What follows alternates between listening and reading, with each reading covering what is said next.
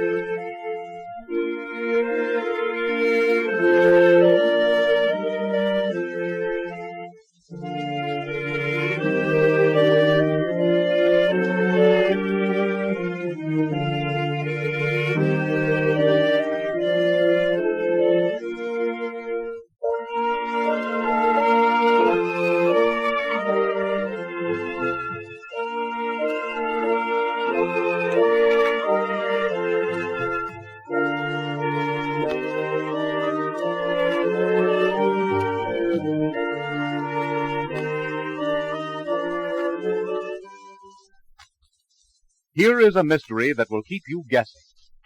Trans-American Airlines have lost 3 of their very latest high-speed airmail planes under very mysterious circumstances. In each case, the pilot, flying over very dangerous country, reported motor trouble and was forced to save his life with his parachute. Upon locating the wreckage, airline and postal authorities discovered a very valuable shipment of bonds and securities to be missing. The Department of Justice has assigned Miss Irene Delroy, clever girl operative, and her assistant, Fitzgerald, to the case. The mysterious crashes have also attracted the attention of Jimmy Gifford, roving newspaper reporter, an old friend of Miss Delroy. The finger of suspicion seems to point to Andy Andrews, the crack pilot of Trans-American Lines, who was piloting each ship. Ernest Powers, general manager of Trans-American, has ordered the westbound passenger ship to land at Salt Flats, an emergency landing field, so that Miss Delroy, Fitzgerald, and Gifford can investigate the passengers, one of whom they believe to be implicated in the robbery. The special plane bearing the trio is just landing at Salt Flats. Hey, he's coming in pretty high, if you ask me. Oh, don't worry about that, Fitz. You'll have enough to worry about when you get on the ground. Oh, can you see the westbound plane down there, Miss Delroy? Yes, right over by the hangar. Well, I hope this pilot knows the field. It don't look none too good. Stop worrying, Fitz. He's leveling off now.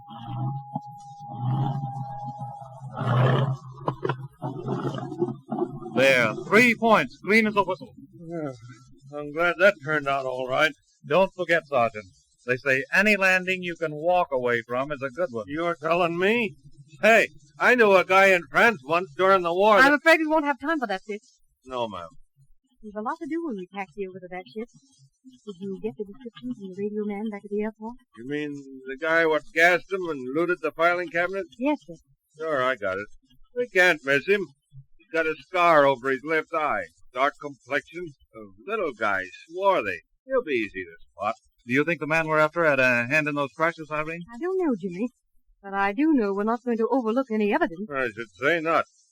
You know, that guy had a reason for looting them filing cases, even if he did only take the air company's operations schedule. Did it ever occur to you that he might have taken something else, Fitz? Well, Powers told us that there was... Powers might not have told all the truth. What are you getting at? I'll explain later. Here we are at the hangar. Yeah, and there's the passenger plane waiting for us over there, see? Open the door, Gifford. Right, Sergeant. Say, who's this fellow running over this way? It's probably the airport manager. You want to call this patch of rough ground an airport. That's all right. Yes? I'm Lars, the Salt Flats radio operator. We've been holding 610 for you. Good. Any of the passengers objecting? All of them, ma'am. They've been howling their heads off. Gonna sue the company and everything. They don't realize how serious this matter is. Have you allowed anyone to leave the ship? No, ma'am. Mr. Powers was very emphatic about that. We had a lot of trouble with one of them. He insisted on getting off. Said we had no right to hold him. What does he look like? Little, dark shrimp. Got a nasty scar over his eye. Black hair. He insisted we had no right to hold the ship. Oh, yeah? Oh, we'll see about that. Where is he? Not so fast, Sergeant. How many passengers on the westbound, Lawrence? 8, ma'am.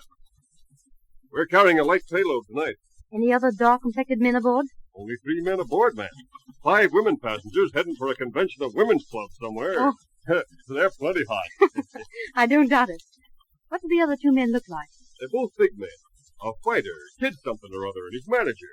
For 6 feet, I'd say. Probably some fighter and his stooge getting together for a setup somewhere.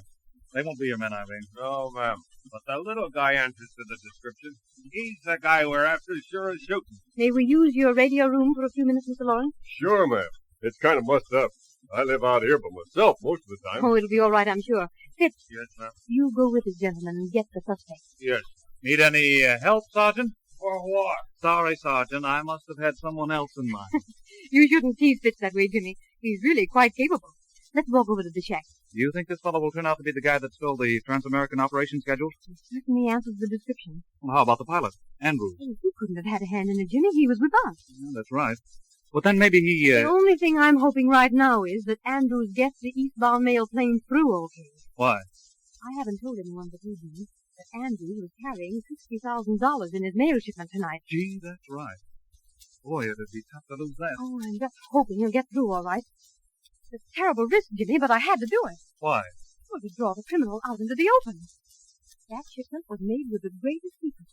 You and Fitz and I were the only ones beside the bank officials to know about it. You figure if there's an attempt to steal it, it'll give you a more definite line on the criminal. I'd rather see it get through safely, but if it is taken, you can rest assured it'll eliminate a lot of things that are worrying me now. Here's the house. We'll go on. Well, not a bad little place to live. But I'd hate to be stuck out here in one of these radio shacks. Rather lonely life, I'd imagine. Just the place for a fellow who's been unlucky in love to come and forget. You know, I'll be taking one of these jobs unless you break down and agree to marry me. There you go, proposing again, Jimmy. You'll catch me off my guard one of these days. Waste any time and don't give me none of your back talk either. We want to ask you some questions and you're going to answer them. Here he is, Mr. Elroy. So, you're the dame that's responsible for me being taken off of that ship. I'll have you You know... won't have us know nothing. One more yap out of you and I'm going to put this fist down your throat. Nice work, Sergeant. You were detained by Department of Justice orders. What's your name? Pirelli. Joe Pirelli. What do you do, Mr. Pirelli? What's it to you? Want me to pop him, ma'am? Now, that won't be necessary, Sergeant. Mr. Pirelli is an intelligent man. This is serious business, Mr. Pirelli. Unless you answer my questions, I'll have to order your arrest on a charge of grand theft. Well, what do you want to know? What is your business? I work for the Skelly Glass Company. We make beer bottles. What are you doing in the operations office of this airline tonight? What offices? Listen, Mr. Pirelli.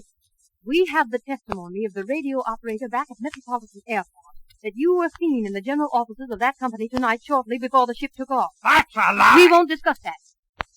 But I'm inclined to believe that it might be the truth. You'll be more willing to answer our questions. I'm answering your questions.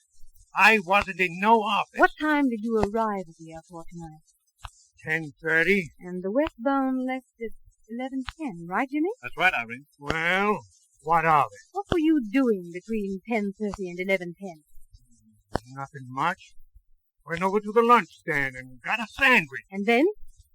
Oh, just sat around waiting. That's all. There's nothing wrong in that. Listen.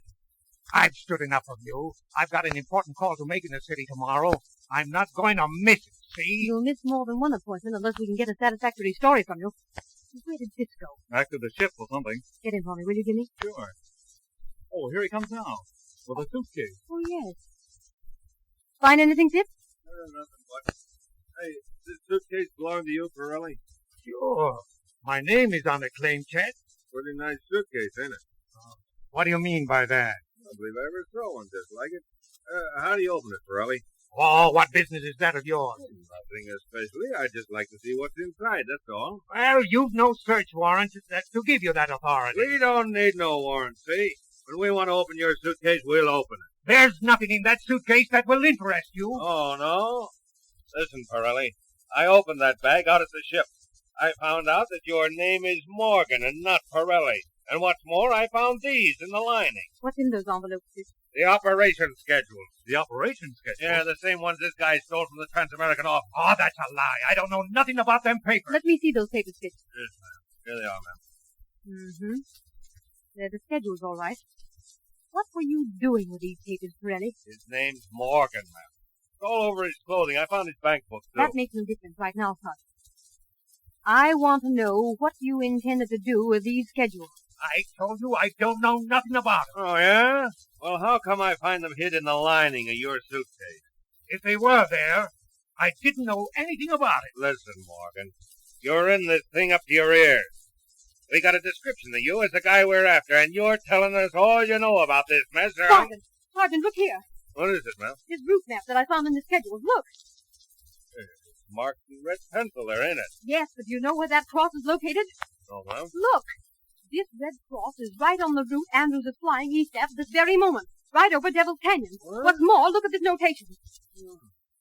Says 6:55 will be over the canyon at 11 p.m. Quick. What time is it, Jimmy? We've got to save Andrews. Get him to turn back before it's too late. It's 11 now, Irene. Get Lawrence, the field man, here quick. We've got to try to reach Andrews by radio. Get him to turn back. Hurry. Yeah, he's just outside. I'll get him. You think that someone knew about the money shipment in Andrew's plane tonight? There's no doubt about it. Oh, I do wish Fitz would hurry. Oh, he and Lawrence are coming now. Come on, hurry. Miss Delroy wants you to get Andrews right away. Our next schedule isn't until 11:10, man. We can't wait for schedule.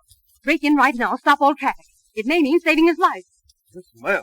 I'll see if I can get him right now. Salt Flats calling Andrews in 6:55. Salt Flats to Andrews in 6:55. Go ahead. Andrews to Salt Flat. 6:55 to Salt Flat. Go ahead. We may be in time yet. Tell him to turn right back. Tell him to land at the nearest emergency field. Salt Flats to Andrews.